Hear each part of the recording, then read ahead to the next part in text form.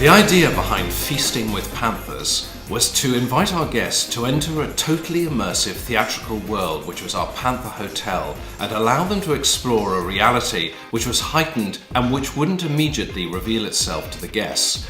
The idea that it was some sense of mystery, and that once inside they would have to interact with performers, and so that everything that they saw, everything that they touched or felt or smelt would be part of this reality, was to allow guests to explore the venue and that it wouldn't reveal itself to them straight away. As if you'd wandered up a dark alley in a Shanghai street in the 1930s and happened on this extraordinary nightclub within.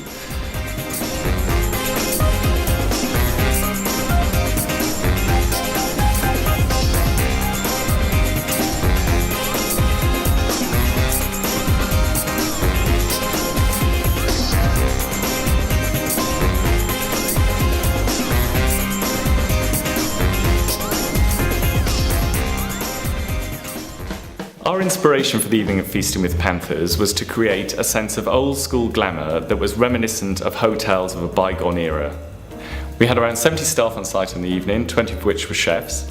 Our front of house team, the girls were dressed in beautiful antique silver sequin dresses, whilst the boys wore wonderful tailored white tuxedo jackets with black satin lapels. We made sure guests were happily imbibed on the evening by serving margarita martinis, laced with a little bit of absinthe and vaporized with some elderflower liqueur.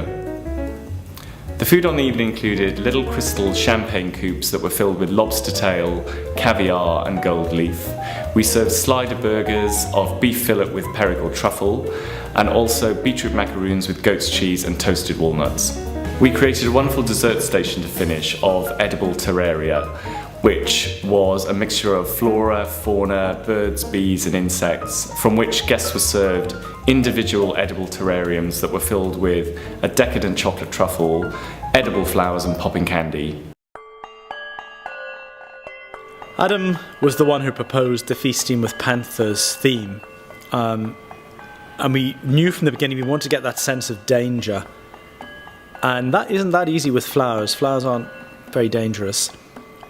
We had a tasting with Jonathan at Last Supper, and he had made these wonderful terrariums, and I think that gave us a really good way forward, where we would go for the idea of the steampunk feel of Victorian high Gothic, that feeling that we were slightly not of this world, that we'd gone into another realm. We might be in somewhere far east, we might be somewhere completely unknown, and we got that as the inspiration. So instead of Feasting with Panthers, which implies a Victorian naughtiness, we maybe updated it slightly and made it more oriental. The idea behind the design was to create an experiential invitation that was multi-sensory. We wanted guests to go on a journey of discovery when they received their invitations. This was created by designing with a strong visual impact, the smell of opium and smoking room, and the taste of absinthe and Saint-Germain.